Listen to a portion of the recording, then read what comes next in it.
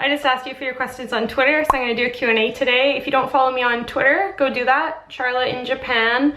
I'm pretty active on there. If you have like a question to ask me or something, it's probably your best chance of getting an answer is probably tweeting me on there, because I'm on there quite a bit. But let's get started. Elena says, if you could be one YouTuber for a day, who would you be and why?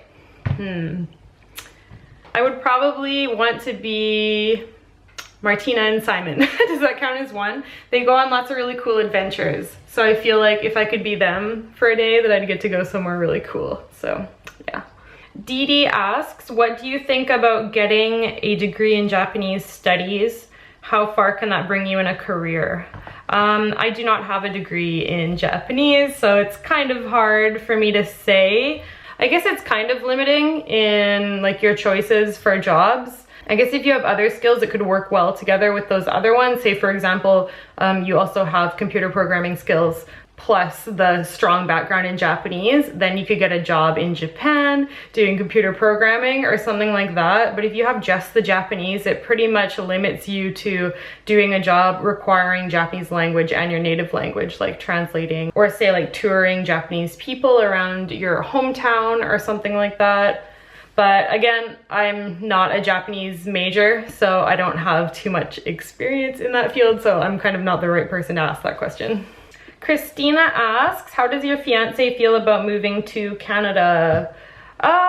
He's excited about it. I was actually kind of surprised. I was kind of not expecting him to be as excited about it just because he's only been there a couple times and he doesn't know it that well, but I guess he really liked it because he's totally happy with the idea of moving to Canada. But yeah, we won't be moving for at least another year. I don't know, if things go well in Japan, we'll probably stay another 2 years or so.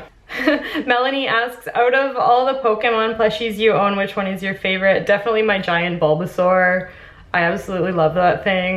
That was just like one of the best purchases I've ever made. I don't care what anyone says, it was totally worth it. It's from the Pokemon Center, by the way, and I believe they still carry them. Every time I go in there, I still see the giant plushies in there. So if you're looking for one, you can get them at the Pokemon Center, and they might be available online. If I can find them online, I'll link it down below. May asks, I'm in Japan on exchange only for a month, but I'm struggling to find the confidence to speak Japanese. Any tips? What I try to tell myself is imagine somebody who is struggling to speak your native language and trying to talk to you. You wouldn't like make fun of them or anything, right? So just remember that that's how people are viewing you. They're probably thinking that it's really awesome that you're trying to speak Japanese, and even if you totally suck at it and can only speak a couple words, they're probably really happy that you're trying. So honestly, like, don't worry about the grammar. Japanese grammar can be very confusing and just like, it's so different from English, you can feel overwhelmed when you're trying to make a sentence if you're not comfortable with it. But if you know the vocabulary, just say the words. Just be like, if you want apple juice, just be like, Ringo juice nomimasu. And like, it's not right, of course, but I feel like it'll get the point across, and like, don't even worry about it. So many people here will be just like so happy that you're trying to speak Japanese. They really like to see the effort that people put in to learn the language. So good luck, and I totally understand that you're nervous. I feel that way about other languages. Of course, I'm comfortable with Japanese now, but I feel that way about other languages that I'm learning, like Korean and Hungarian. Martha asks, are there any veggie foods / snacks in Japan that you can easily grab at convenience stores? I'm gonna assume you mean veggie as in vegan and not vegetarian. One that I like to get is a cucumber roll or the like radish sushi rolls. Any of those like veggie sushi rolls are vegan. Other than that, there really isn't much. Some of the rice balls, there's like a seaweed and sesame onigiri that is also vegan. Some of the smoothie drinks, mochi. Lots of traditional Japanese desserts are vegan, so that's always a good snack. Outside of Japan, to get that like gelatinous texture, they use gelatin, but in Japan, it can be made using other non-animal sourced products. So lots of the chewy things like mochi, some puddings, and just some stuff that you might assume has gelatin in it. Check the ingredients, because more often than not, it won't. So you might be pleasantly surprised. Alex asks, what do you plan to be for Halloween this year? I'm gonna try to be Magikarp. I'm gonna have to make it myself. I was looking on Amazon yesterday for a costume and I couldn't find anything. I left it till way last minute. I've only got 12 days till Halloween, and yeah, I'm pretty sure everything's sold out even if it did exist. So I think I'm gonna make it myself, so wish me luck. Asia in 5 asks me, what is your favorite and least favorite thing about being a YouTuber? My favorite thing is getting to meet so many people. I have met so many friends through YouTube, both other YouTubers and viewers, and I've just made some really awesome friendships. So I'm very thankful to YouTube for like setting me up with these people.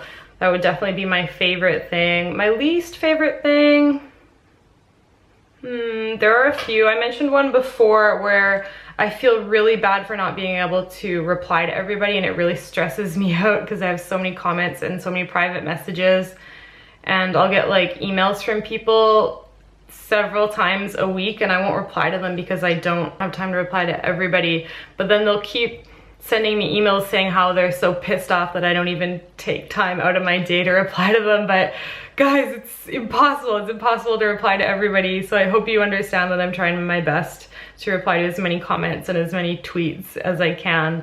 But yeah, that really stresses me out sometimes. And then of course there's the problems with people trying to find out your personal information, where you live and where you work and stuff like that. That's always stressful as well. I'm trying to think. There really aren't that many bad things. Of course, hate comments are something that people will list as what they don't like about YouTube. They don't bother me too much. I try to not let them get to me. Of course, when I'm having a bad day, they will start to bother me a lot more than usual. But it's just something you have to get used to. I guess there's really no way to stop it. But all the good things about YouTube definitely outweigh the bad things, which is why I continue doing it. Jacko Legman, Kristen, I think is her name, asks, if you could relive one day of your life, which would it be and why? Man, there's so many days to choose from. I've never talked about this on my channel before. I think I did kind of reference it in a comment once, but somebody very close to me committed suicide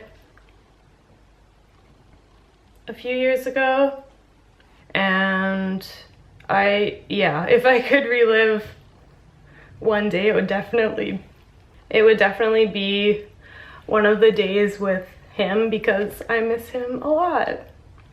A few weeks before it happened, we spent a day watching Princess Mononoke together, so that's what I would choose. I would relive that day. Sorry, I probably should have chose not such an emotional answer. Okay. Baby Wong asks, what is your favorite music genre, Japanese and English? That's really hard, man. I like so many kinds of music. I really like metal. I'm really getting into drum and bass recently. I've always really liked reggae. It's so hard to pick one, man. I would have to say metal, because my two favorite bands, both Japanese and English speaking, are metal bands. So yeah, we'll go with metal. Vincent asks, when did you first start learning Japanese, and when did it occur to you that you wanted to live there? I first started learning Japanese in grade 9. Oh, my rice is ready. In grade 9. And I first came to Japan, I believe it was grade 11 or so. I always forget. I remember I was 17. I was pretty sure I was 16 or 17, so I think it was grade 11. And after doing the homestay for a couple of weeks here, I knew I wanted to come back. I didn't know for sure that I wanted to live here. At that point, I didn't speak Japanese very well at all.